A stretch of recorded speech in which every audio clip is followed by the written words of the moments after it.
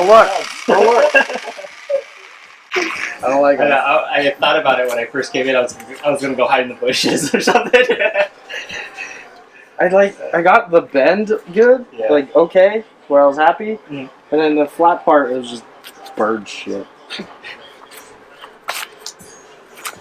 So where was it cracked at first? It was cracked up and all the way around. No way, is that bad? Yeah. These belts suck. Well, this is the quality you get out of a Harper straight welder. I'm not going to blame your skills. I'm going to blame the Harper. Oh, I blame my skills. I didn't want to try. I did 2 seconds on there. I was like, fuck it. Nope. Loose fit. Pick up a different profession and start painting cars. Yeah. It's all ugly, but it works. Okay. I'll just paint it. Pause for 1 second. It was probably like a nickel-sized hole, and so I just like blobbed it on and then ground it down. You like my downpipe holder? As long as it doesn't crack. Yeah. Maybe we'll look at a new one. But, you know, 5 years on a no-name downpipe isn't too bad. So, I was thinking about what I was going to help you out today after checking out the list. Well, let's go over to the board. And just show people what we got to do left. As you know, the car got started, but there's still plenty of things that we need to do to get this thing road ready, you know, actually on the streets. So you're going to take a quick look. And today's a weekday, so there isn't much we can do right now, but maybe I'll cross 1 or 2 things off this list. And get started. What? Do the kick panels. You want me to do the wiring today? This one. I cleaned up? Yeah. Tidy it all up. Now Make the panel fit. Got it. Okay. So let me get my tools out of the car and now I'll get started. Alright, so I elected to do the wiring here. As you can see, it's all on the ground. You obviously can't drive it. So I am going to figure out where all this stuff goes and tuck it back up so we can put the kick panel back. I'm really looking forward to it. There's some spade connectors that are bare that I'm like these that I'm going to need to put some heat shrink over so that way they don't touch anything else. And yeah, that's it. So I'm going to go get started while Justin's back over there painting his downpipe because he doesn't want anybody to see the welds. So, took me a little bit, but got all the interior panels back in. These really suck. There's like 4 pins down here, and 2 of them had broken off, so I had to figure out. Sorry, camera. All right, now you can see it. There's like 4 pins under here, and 2 of them, the tabs are already stuck in there, so I had to like get them out. But luckily, we had the spare car, so I grabbed some ones that were good in the spare car and brought them over here. Got that piece back in, tucked away the wiring, put the kick panel back in, and the steering column plastics. Those look good. I think I'm going to work on the center console next. And let me turn the light around so you guys can see. Justin's working on the rear interior plastic. Gonna get everything back and free up some space in the garage. It's a little hairy. I guess we'll have to vacuum it out, but hey. You're trying to like find wood foam pieces to go where? Well, they're just slightly different in a 96, so I gotta transfer everything over. Oh, I see what you mean. Take the good panels. Well, it's like the foam blocks underneath and stuff. Yeah. So, got most of the interior in, which is kind of cool. I'm actually really, if you don't have one of these, life sucks. But just gotta put the seats in, put the radio in, put most of the interiors in. It feels good again, right? It's no longer like stripped down car. It's not a race car, but yeah. No, we're getting there. It's looking good. It's clean. You're doing things better than we did the first time, or yeah, I did. I mean, like, be careful to put all the tabs in the right spots. And all the panels actually pop in. So cool. Yeah.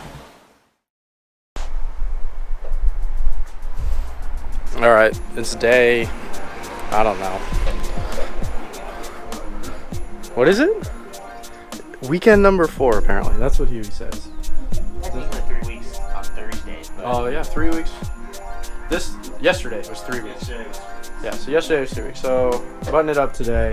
A couple small issues that we fixed. When we were told that everything was different in the 96, that even included the wiper motor. We had an issue. I guess the wiring's different on them. So Huey's finishing up putting the 98 wiper motor in it. We had an issue with the ignition lock. You could basically start the car and take the key out. So we just tested the 98 one and it works, so we're gonna put it in there. Did that happen before, like with when the lady had it? I don't remember. Sorry, before the swap? I don't know. Oh, you know, The only reason why I say that is because we removed like a block off it. Well, yeah, that little. yeah, but that thing was with just an like extra a connector. lock. Yeah, I don't know. Oh. Anyway, Maybe it was magnetic. No, it was a solenoid. I mean, I have it somewhere in the garbage. Anyways, sure you can switch the key thing, the key where you can actually where it keys the key, the lock cylinder. the lock cylinder. But the actual ignition cylinder, the whole piece, is different between 96 and 98. Yeah. So just FYI. So we're gonna swap everything, and we're gonna finish that up tonight. And then tomorrow I got some undercar stuff to do. And we'll see where it's at. Oh, all right. Update time. Well, let's check out the board. We got some stuff. We're getting there. Figure out the weird wiper issue. I don't really know. Tell them what solved it. I didn't plug in a blower motor, and apparently that makes it do weird things. So, but then Huey had to reinstall the wiper motor because it was still flipping out. But got a bunch of stuff off the list. So Huey said he's down for a late night, and I'm gonna push him to the limit. See how far he goes. Yeah. But yeah, we're getting there. So most people who regularly change their brakes do the whole like get somebody to pump the brakes and blah blah blah, hold the pedal, whatever. Well, I got tired of doing that, so I bought one of these things, which is pretty cool, where you can connect it to your actual cap, you fill it up, and you pump some pressure in it, and all you got to do is from here is open up the bleeder valve, let the air come out, make sure there's no bubbles in the line. Basically, Huey's a baller, and he doesn't like to do hard work. No. I already do calf races at the gym. I don't need to work out my legs anymore. Calf races. No, I really don't. Just kidding. I'm just fucking lazy. So, yeah, you get one of these and just get it right, done, and pump up the pressure, and then open up the bleeder valve and just let it do its thing. Wait until there's no bubbles, and then work your way to that other corner. Cool. Get out of the way. That's it. We were talking about brakes. Nissan brakes. You ain't have that. Bye. Today is the day. Car's on the ground. It's got 4 wheels on it. Most of the interior is done. And Justin's thinking it's got one last job to do before we get this car on the road. So, what are you about to do right now? About to trim the hood. Like candy or earplugs? Both. After you use them as earplugs, it becomes candy. When you do the swap and take out the subframe spacers, the intercooler doesn't clear the hood, which didn't happen last time because my motor mounts were so bad. Yeah, now that it's got fresh motor mounts, it hits the hood. Yeah, so we're gonna make a couple cuts over here, and I think it needs to clear this area too, right? I think so, but now we can do it. Well, let me push it better. Down here, I think it hits right here, and up there, and right there. So we're gonna have to make some cuts. I think there's one mark, another mark's over here, and yeah, we'll be able to drive it. We just didn't want the hood to rub.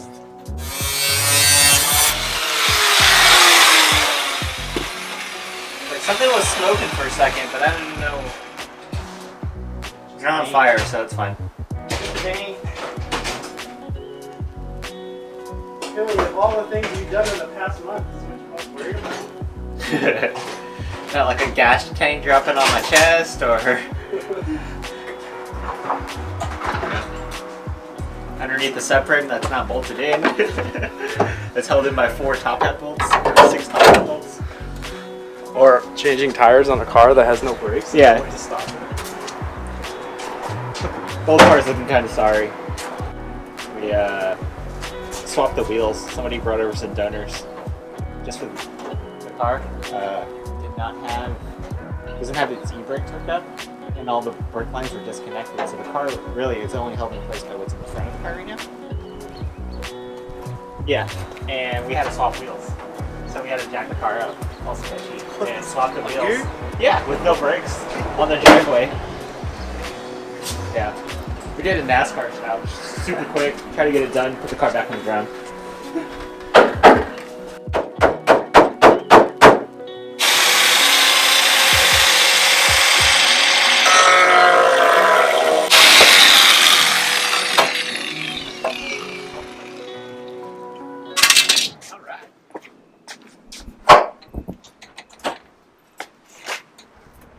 Oh, look at that.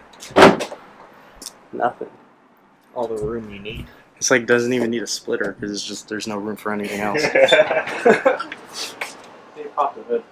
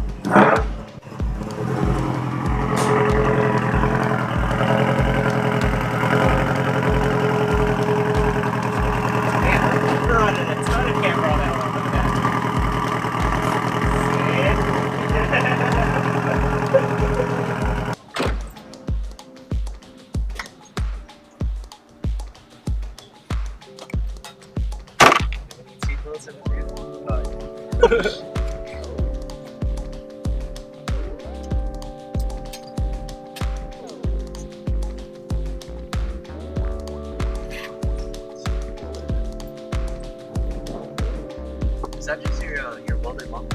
Or your welded straight pipe? 2 resonators, headers.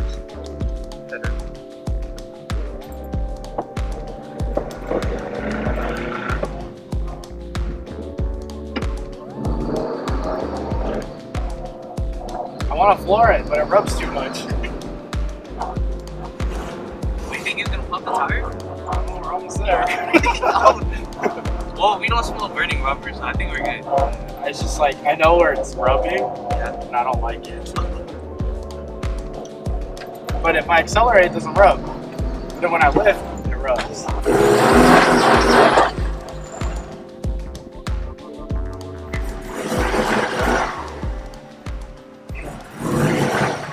the first drive, all I remember is the car sounded really good, but it needed an alignment, so we took it over to Huey's garage to try and align it, and it looks like, unfortunately, when it got hit and shoved against the curb, I think it bent the subframe, so we couldn't align that one corner, and the toe was way off. So we made it good enough, and Kim drove it for a week until I could afford the fancy shiny lateral links that I've wanted forever.